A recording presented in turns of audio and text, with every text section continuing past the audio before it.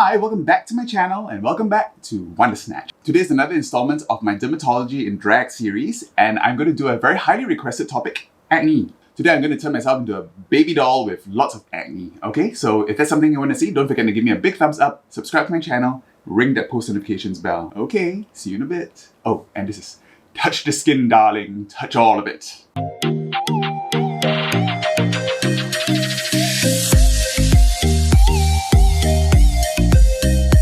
Okay, so I've gotten rid of all the hair and I've put my base on. Okay, so clean slate, and I've dug up all my fine brushes, as many as I could, because there's going to be quite a lot of detail work. Today's look is going to be inspired by Sagare Wood, okay, and thanks to Pompberry, another YouTuber who broke this makeup down.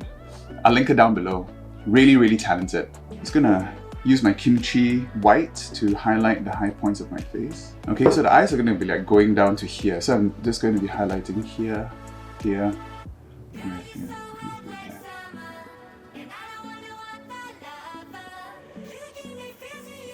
Okay, not going to do too much contour today. Try to do most of those with powders later. Okay, so acne. I think everyone gets acne at some point. I think it's a rare person that never gets acne. Okay, and those people I think should be studied.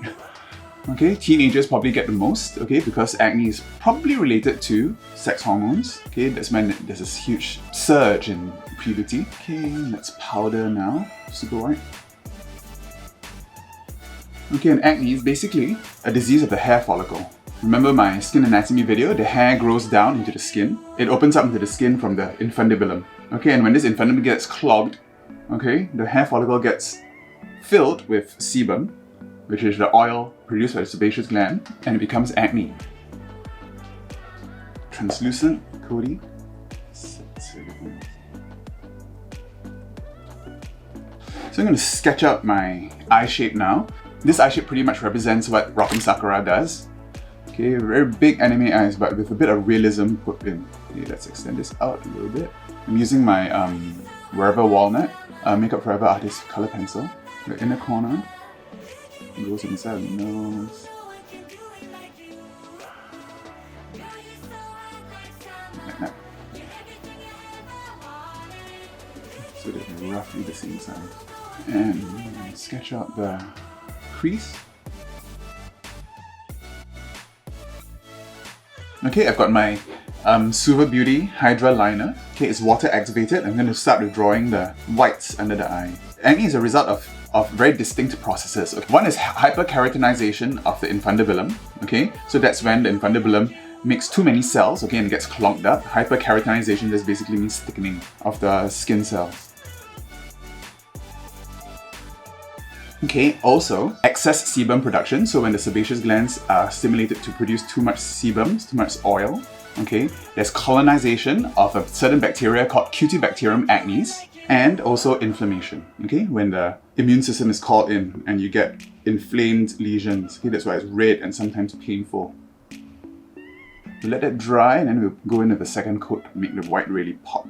Acne comes in mainly 4 different forms. One is your comedones, okay, and I think you've heard about these before. The comedones are the non-inflamed lesions on the skin. Okay, this is when the hair follicle gets clogged and basically you get little bumps on the skin. They can be either open comedones or your blackheads, or closed comedones or your whiteheads. The black that you see in open comedones is basically the infundibulum all dilated and clogged with debris and dirt. Okay, and when these get inflamed, you start to get papules. Okay, papules are little red bumps on the skin. And when they start getting a bit pussy, you get pustules. Okay, so comedones, papules, and pustules. These are the types of different types of acne that you can get. And of course, beyond that, you get things like cysts and nodules. That's when you get really bad. And then of course, if they progress even more, you get scarring. I'm going to use liquid lipstick to color in the tear duct. And I'm using my Maybelline from the drugstore. This is really good, nice and matte, and it dries quite quickly too.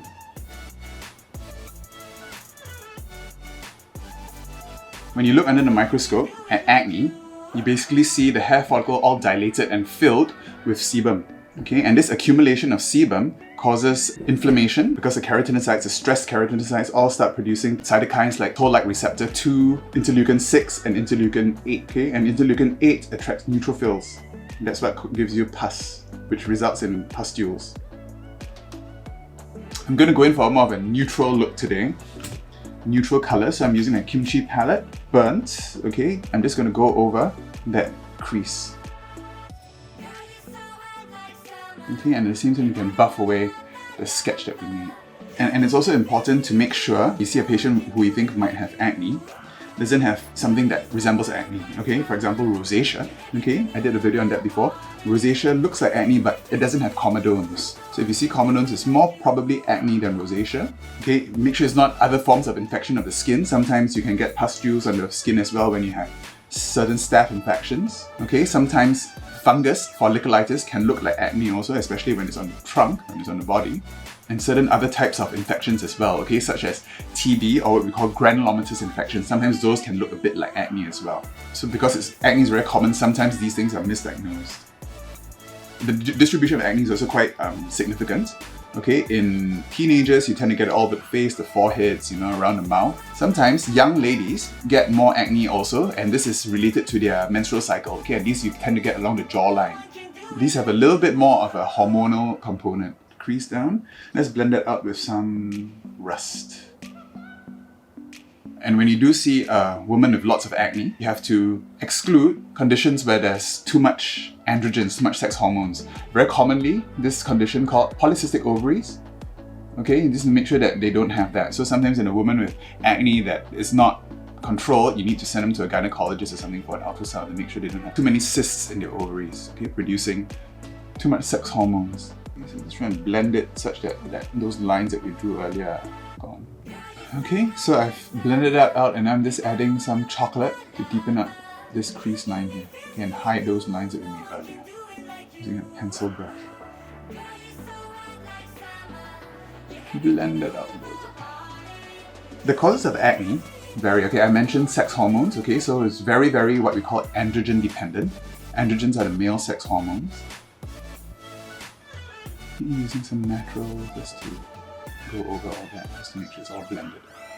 Okay, other hormones that might be involved in the formation of acne, not only are sex hormones, but things like insulin. Okay, insulin and its partner, insulin-like growth factor. Okay, so that's why sometimes sugary foods that cause a spike in insulin might predispose you to acne. A lot of people report that stress causes their acne to flare. So maybe there's a role in cortisol as well. There's a brain-skin axis that might give people acne. And another common cause is occlusion. So sometimes if you're using very occlusive makeup or moisturizers, you can get acne as well. That's why nowadays when people are wearing masks because of coronavirus, people get maskne because this part is occluded, okay? When the friction over the hair follicles causes the hyperkeratinization and clogging of the pores. Alright. I'm going to bring that down here as well. Burnt. It's almost Rock'em Sakura vibes, right? Okay, and with the pencil brush, use chocolate just to deepen up this bit. Raccoon. Blend, blend, blend, blend, blend, blend. And make it as natural looking as possible, leaving a space between this and the tear duct. I'm using natural just to blend up.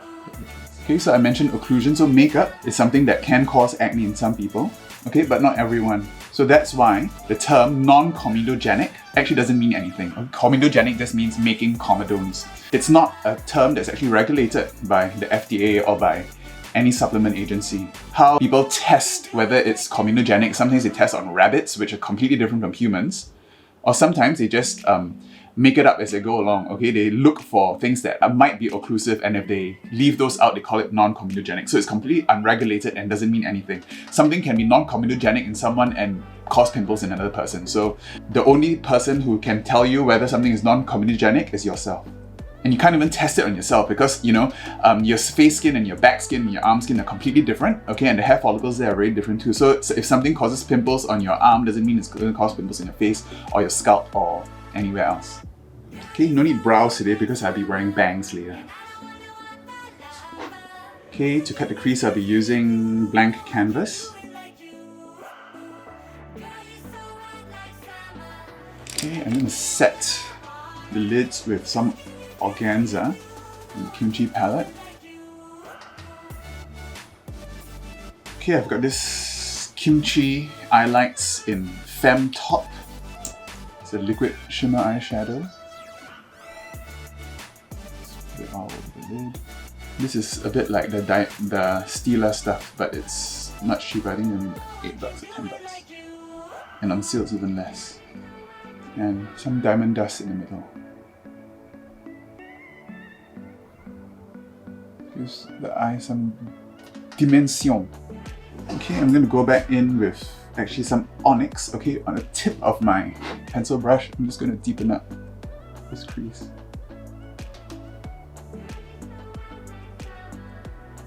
Now I'm going to do the pupils down here.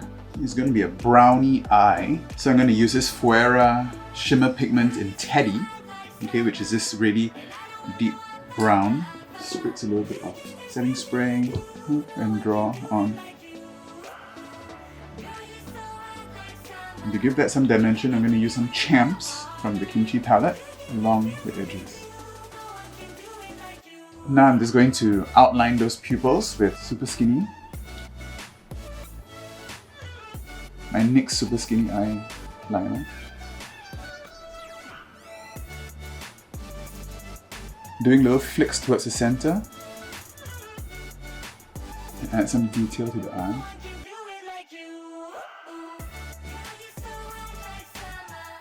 Glitter liner. And white eyeliner. Okay, now using my Morphe liner, I'm gonna draw my wing. Again, this wing is going out that way. Okay, and now using my black Silver Beauty, draw that around. Okay, I'll do it off camera. Okay, I've got the black liner all the way around. Now I'm just going to contour my nose a little bit. I'm going to give myself a little bit of a button nose. Alright, so the treatment for acne, lifestyle changes are quite important, okay? So minimize stress. A lot of people ask about whether diet causes acne. I think everyone's slightly different. Remember, insulin does cause acne sometimes. So it is reasonable to try to cut out things like dairy, okay, and sugary foods. I'm gonna add some blush to that. I'm gonna use my Clown Blush Orange. A little bit of pink. So sometimes people even complain. People taking supplements like anabolic supplements, you know, protein powders and stuff, sometimes that causes acne as well because of the insulin spike that is required for muscle building, sometimes gives you acne as well. Nice button nose. Okay, and now using the white Hydra liner again. Try using this detail brush here. It's going to outline the tear duct.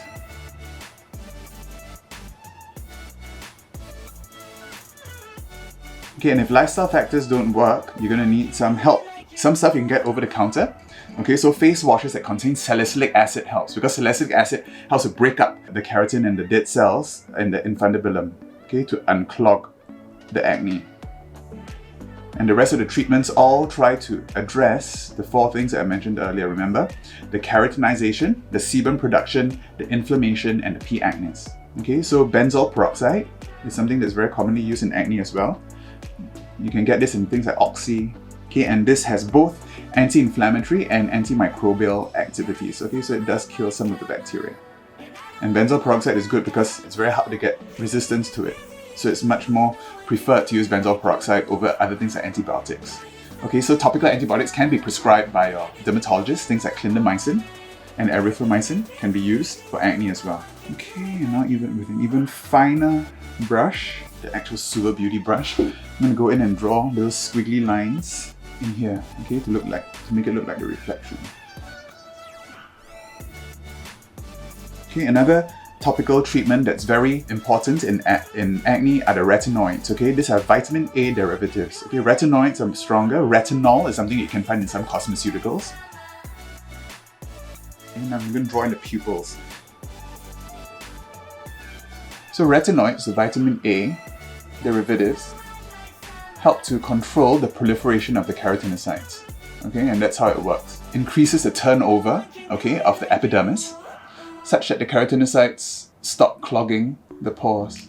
Okay, and it may also have a little bit of action to reduce sebum production. So other things like azelaic acid, okay, that people use for rosacea also can be used for acne. So those are irises. Go back into the white. to draw this reflection. So like this big starry reflection.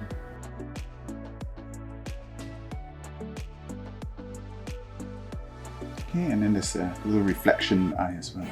There, and there, and there.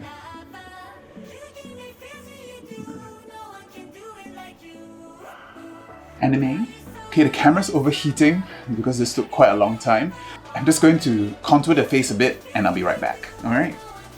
Okay, so I've contoured and put on some blush and I'm just drawing in these eyelashes. Maybe of varying lengths. If topical treatments don't work, oral antibiotics are usually commonly used, but you know, we're trying to move away from that because taking too much antibiotic can mess up your microbiome. Okay, so antibiotics like doxycycline, erythromycin sometimes need to be taken for several months. And of course, we have retinoids in oral form as well, okay, such as Accutane. Accutane or isotretinoin, those are used to treat acne as well, and it's very, very effective, okay? Unfortunately, it is quite difficult to take because it has quite a lot of side effects. It dries up your skin a lot because it basically stops your skin from producing oil, and it shrinks down your sebaceous glands to prepubescent sebaceous glands. So I'm just using a lip brush and a liquid lip. Give myself a very cutesy V-shaped lip like scale would. And almost like crystal method as well, drawing up the upturn here. So you can see this smile coming through already. Okay, there are some new treatments for acne on the horizon. Okay, I think recently a topical anti-androgen was just approved called clascosterone. Clascosterone. Jury's still out on how effective those are. And of course, supplements such as tea tree oil are being used in some places. I'm busy using 2Ws for the highlights. And then going back into my kimchi palette, I'm going to use the color Burgundy. Deepen up sides here a bit. Crazy looking nude lip. Okay, using some of organza, just going to diffuse that a little bit. Okay, pencil brush using Onyx the black. Deepen up, give this a bit of dimension. And you know, there are other things like red light that people are trying to use for acne now, but you know, they probably don't work as well as topicals. It's good if you're like pregnant or something and you don't want to take retinoids, because retinoids can cause birth defects in the baby. So sometimes pregnant women do opt to use like blue light and red light, and they kind of work. For a regular person, you probably don't make that much difference. Okay, so the details of the lips are done. I almost forgot, the whole point of this video is to do acne. So for finishing touches, I'm just going to give this doll a bit of acne. Okay, I'm going to use a watermelon from the kimchi palette. Okay, these are going to be like the inflamed bits. Okay, I'm just going to draw round little circles. Okay, so these are the inflamed lesions, the papules. A smaller one, but more concentrated. Okay, and then dot them with some eyelash glue. And I've got these pink gems that I'm going to pop on as acne. It looks like it's got this little inflamed base. Right, and I've got these flat back pearls. It's a bitch to pick up. Can be little pustules. Ta-da.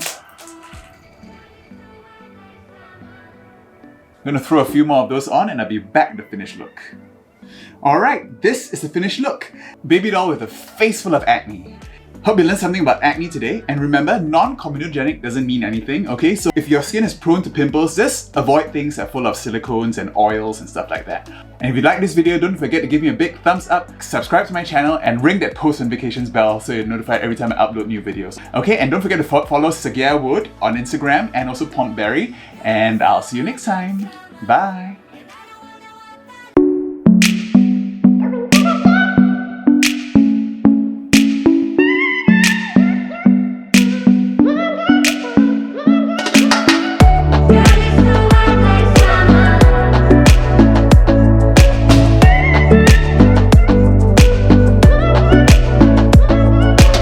Watch my other videos.